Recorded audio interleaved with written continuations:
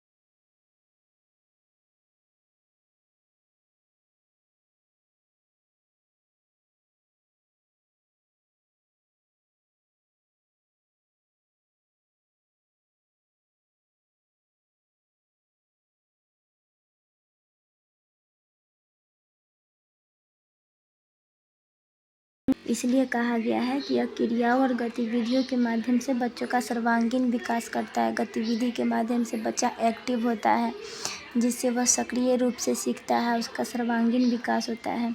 फिर देखेंगे कला का क्षेत्र बहुत ही व्यापक है। वह कला शिक्षण का उद्देश्य केवल छात्रों के संज्ञानात्मक विकास ही नहीं अपितु क्रियात्मक विकास, व्यवहारगत परिवर्तन को लाते हुए छात्रों को आत्मनिर्भर जीवन जीने की कला सिखाना है। यानी कला के माध्यम से हम बच्चों का सिर्फ संवेगात्मक ही नहीं, उसके अंदर कौशल भी डेवलप करते हैं, जिससे वो जीवन जीने का कला सीखते हैं। अब आगे देखेंगे, कला शिक्षण के माध्यम से छात्रों में विचारों, भावों, अनुभवों, प्रतिक्रियाओं, संवेदनाओं, धारणाओं, कल्पनाओं इत्यादि को स्वतंत्र रूप से आत्म अभिव्यक्ति को विकसित करने के लिए अवसर प्रदान किए जाते हैं। जैसे देखिए, आपको अगर कोई चीज़ बनाने के लिए दिया जाए, कला के उपयोग करके कोई वस्तु गतिविधि करने के लिए दिया है, तो आप सोचेंगे, आपके अंदर विचार उत्पन्न होगा, आपने जो देखा होगा अपने आसपास में उसका अनुभव लेकर अपनी भावनाओं को उसमें डाल के तब जाके कुछ बनाएंगे। इसलिए कहा जाता है कला हमारी भावनाओं को उभारती है। यह एक ऐसा विषय है जो छात्रों के जीवन में निरसता को दूर कर कल्पनाओं की रंग भरता है, छात्राओं को सृजनात्मक व नवीनता को अपनाने के लिए प्रेरित करता है तथा उनमें रुचि व समझ विकसित करते हुए प्रत्येक कार्य को पूर्ण लगन व मेहनत से करने के लिए तैयार करता है। जैसे कि आप देखिएगा, अब अगर बच्चों को एक सिंपल रूप से पढ़ाइएगा वो नहीं पढ़ना चाहेगा, वहीं आप उसे कलर के माध्यम से, कला के माध्यम से, ड्राइंग के माध्यम से, जैसे डॉग है, डॉग आप बताइएगा DOG डॉग, डॉग में इस कुत्ता याद करो बच्चे, तो वो जल्दी नहीं पढ़ेंगे। वही हम कला का यूज करके डॉग का पिक्चर बना के उसमें कहेंगे ड्राइंग करके याद करो डॉग, तो वो जल्दी उसको इंटरेस्ट भी आएगा, रुचि भी आएगा, वो समझ भी लेंगे और याद भी कर लेंगे, अच्छे से पढ़ भी लेंगे। इसलिए कला बहुत ही इम्पोर्टेंट है शिक्षा के लिए। तो बताती हूँ, ये क्या है, इसका विषय से क्या है संबंध। तो ये अन्य विषय व अन्य विषय इनका अंग उसी प्रकार है जैसे आत्मा का शरीर से संबंध, यह आपस में एक दूसरे के पूरक है, क्योंकि दोनों एक दूसरे पे डिपेंड है। अब देखते हैं कला के अंदर क्या क्या आता है। चित्रांकन, नृत्य, नाटक, एकांकी, शिल्पकारी, रेखाचित्र, रंग करना आदि, इनमें से किसी भी रूप द्वारा हम अपनी भावनाओं को व्यक्त करना कला कहलाता है। मतलब हम कोई ड्राइंग बना रहे हैं, जैसे हमें समोसा खाने का मन है, हम समोसा का पिक्चर बना देंगे। मतलब ये पिक्चर समोसे का हमारे अंदर की भावना को व्यक्त कर रहा है कि हमें समोसा पसंद है, इसलिए हम समोसा का पिक्चर बना रहे हैं। ठीक इसी प्रकार नृत्य से अपनी भावनाओं को व्यक्त किया जाता है, जैसे कथकली, उसमें अपनी भावनाओं को व्यक्त किया जाता है। यह एक ऐसा माध्यम है जो सभी सीमाओं व बंधनों से मुक्त है, किसी न किसी उद्देश्य को प्राप्त करने के लिए इसे अपनाया जाता है। कला के द्वारा प्रत्येक छात्र की ज़रूरत को पूरा किया जाता है। बिल्कुल सही बात है। कला का उपयोग कर हम बच्चों का सर्वांगीण विकास करते हैं, उसे जीविका के लिए कौशल भी प्रदान करते हैं, इसलिए कला बहुत ही इम्पोर्टेंट है। तो हम लोगों ने जाना कि कला क्या होता है, ऐसा है, आप लोगों को पसंद आएगा। अब हम आगे जानेंगे कला का उद्देश्य क्या है। उससे पहले आप लोग चैनल को लाइक एंड सब्सक्राइब कर दीजिए, ऐसे ही सपोर्ट करते रहिए ताकि मैं आप लोगों के लिए इम्पोर्टेंट महत्वपूर्ण जो क्वेश्चन है उसको आपके समक्ष लाऊं, उसे समझाऊं। और आप लोग भी ज़रूर बताइएगा कि आप लोगों को कौन सा क्वेश्चन महत्वपूर्ण लगता है और वो आपको समझ में नहीं है। मैं खुद से उस पर प्रैक्टिस करके लिख के लाऊंगी, आपको समझाऊंगी, इसलिए आप लोग चैनल को सब्सक्राइब नहीं भूलें। अब मैं आप लोगों को कला शिक्षा के उद्देश्य के बारे में बताऊंगी। तो कला शिक्षा का उद्देश्य जितने भी हमारे एज के स्तर होते हैं, प्रारंभिक स्तर, पूर्व प्राथमिक स्तर, ये सब पे अलग अलग होता है। जैसे कि बच्चों में कला का उद्देश्य क्या है, उसे कला विषय के प्रति रुचि प्रदान करना, खुशी प्रदान करना। उसी तरह सभी में, और एक बड़े हैं, जैसे बड़े हो गया बालक, तो उसमें कौशल प्रदान करना मेन लक्ष्य है कला का। लेकिन बच्चों में तो लक्ष्य यही है कि उसे पढ़ाई के प्रति आनंद प्राप्त किया जाए, पढ़ाई उसे बोरिंग नहीं लगे कला के माध्यम से, इसलिए पढ़ाया जाता है। तो चलिए हम लोग जानते हैं कला शिक्षा के उद्देश्य। अधिगमनकर्ता में सौंदर्य बोध का विकास करने हेतु कला शिक्षा एक साधन है। अधिगमनकर्ता कौन है, हम लोग हैं। जो लर्नर होता है वो अधिगमनकर्ता होता है, जो कुछ सीखता है उसको ही बोला जाता है अधिगमनकर्ता। तो इसी में सौंदर्य बोध का विकास करने के लिए कला शिक्षा एक साधन है, जो बालकों को सुंदरता, उसके आकार प्रकार आदि से परिचित कराती है। इससे बालक के व्यक्तित्व का संपूर्ण विकास में सहायता मिलता है। वो समझ पाता है प्राकृतिक रंग बिरंग पुष्पों, रंग बिरंग वस्तुओं को देख पाता है, उसे समझ पाता है, उसकी सुंदरता को समझ पाता है कला के माध्यम से। तो हम लोग जानेंगे पूर्व प्राथमिक स्तर पर कला शिक्षण की क्या उद्देश्य है। तो मैंने आप लोगों को बताया था सबसे पहले कि सबसे प्राथमिक स्टेज जो होता है उसमें कला का उपयोग कर बच्चों को शिक्षा के लिए रुचि प्रदान करना होता है, ताकि वो पढ़ाई से डरे नहीं, उससे आनंदमय तरीके से कर सके। तो हमारा पहला पॉइंट है बालकों को खुशी आनंद प्रदान करना। दूसरा है कला के द्वारा बालकों को पर्यावरण से परिचित कराकर पर्यावरण के प्रति प्रेम एवं संवेदना का विकास करना। देखिए कला का उपयोग करके हम बच्चों को पेड़ पौधे कैसे होते हैं उनके बारे में बताएंगे, उनके प्रति उनके अंदर मन में प्रेम भावना को जागृत करेंगे, उनका संरक्षण करने के लिए उन्हें प्रेरित करेंगे।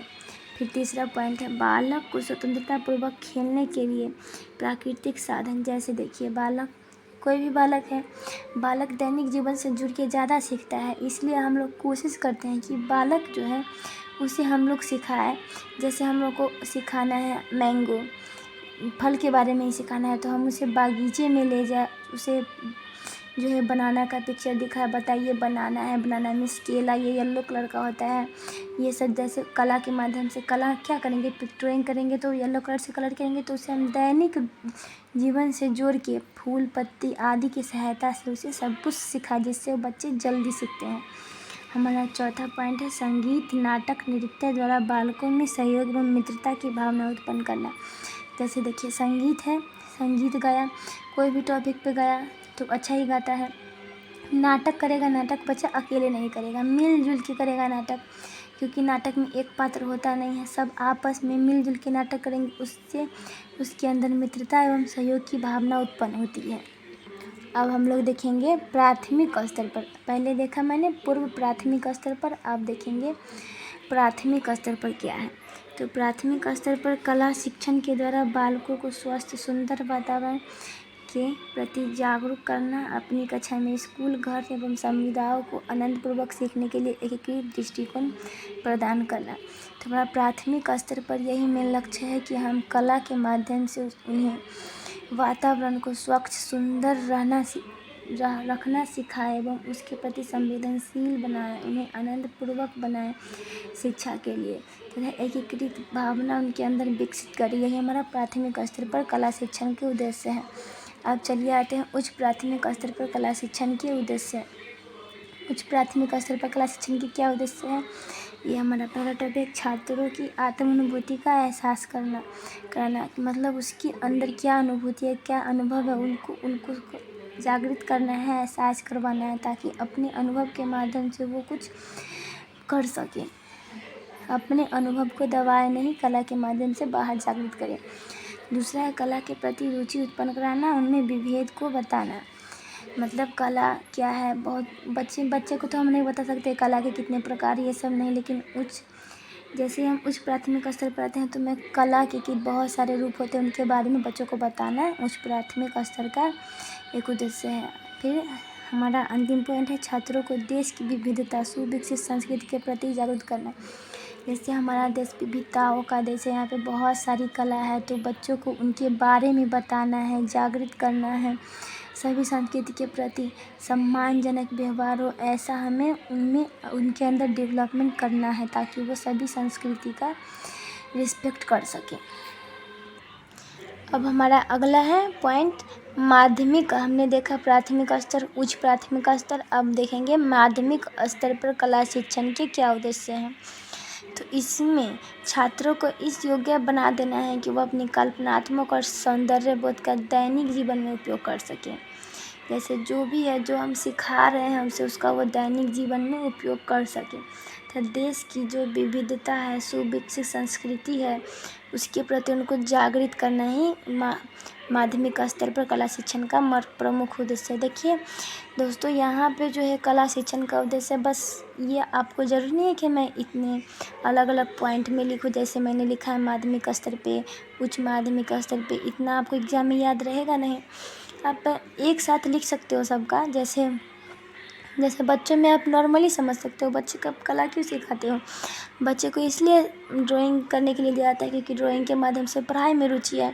और जैसे जैसे बड़े होते हैं हम कला के बारे में इसलिए जानते हैं, कला के बारे में समझते हैं, उसके प्रकारों को समझते हैं, कला के माध्यम से हम अपने देश की विविधता को समझते हैं।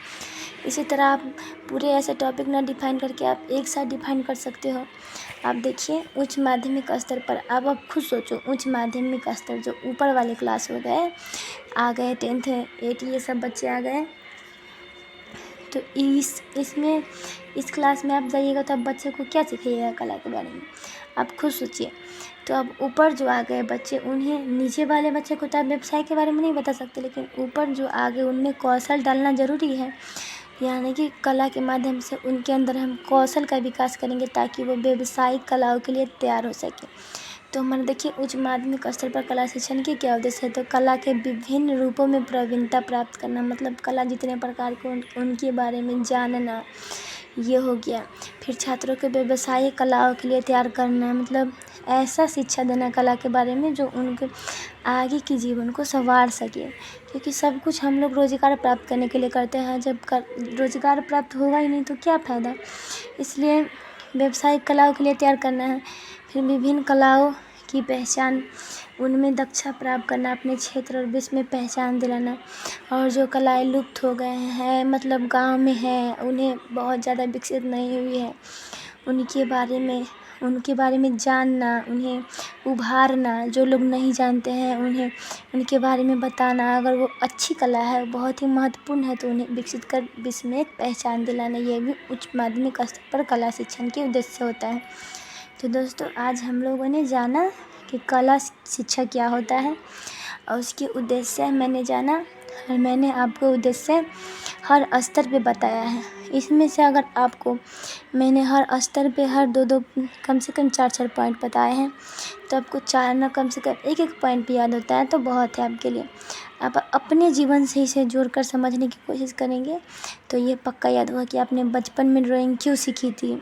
चाहे आपके घर में बच्चे होंगे तो उनको आप ड्राइंग के माध्यम से क्यों पढ़ाते होंगे, ये सोचिएगा। फिर बड़े हुए तो उन्हें कला के माध्यम से क्यों पढ़ाया जाता है, कला के बारे में क्या बताया जाता है।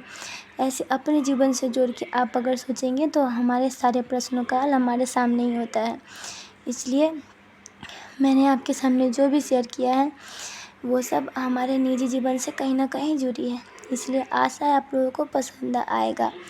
आशा करती हूँ कि आप लोग चैनल को सब्सक्राइब ज़रूर करें ताकि मैं आप लोगों के लिए ऐसे ही महत्वपूर्ण प्रश्नों की जानकारी देती रहूँ। धन्यवाद।